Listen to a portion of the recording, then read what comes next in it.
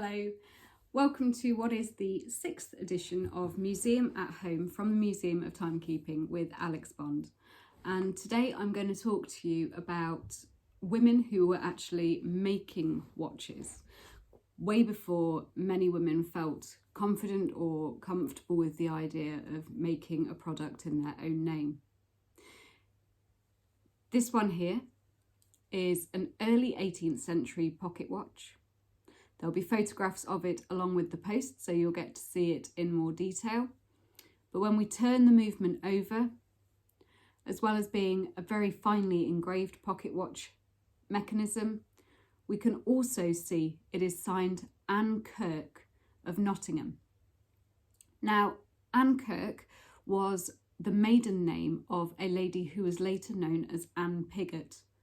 And the museum holds in its collection not only this pocket watch made by Anne Kirk before her marriage, but also a long case clock made after her marriage to Mr. Pigott. This was very unusual because the clock is dated 1726, and we think it's likely that this watch was made around the turn of the 18th century, so either very late 1600s or within the first couple of years of the 1700s. Why this was so unusual is because up until the mid-19th century, when a woman married, all that she owned, her property, her business, and her craft skills would automatically become the legal property of her husband.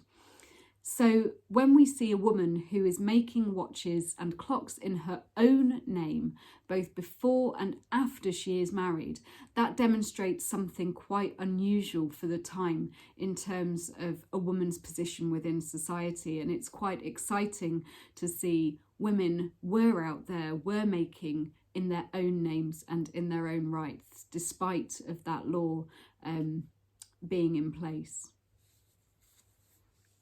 Now, another woman who we know very little about is Emma Parker. And this is a much later watch. This is a machine-made rather than a handmade 19th century watch. I believe this one has a date on it actually and dates from 1879. And this watch, Emma Parker's, is unusual in so much as we haven't yet found anything within our archives that refers to an Emma Parker as a watchmaker or horologist. I've even spoken with others who are doing similar research through the Antiquarian Horological Society, and as yet they also have found no record of a Miss or Mrs. Emma Parker. So that's quite an exciting one for us. To give some sort of idea of the numbers of women who were making watches in their own name historically, within our collection at the Museum of Timekeeping, we have approximately 2,500 pocket watches. And the two that I have just shown you are the only two to be signed with a woman's name.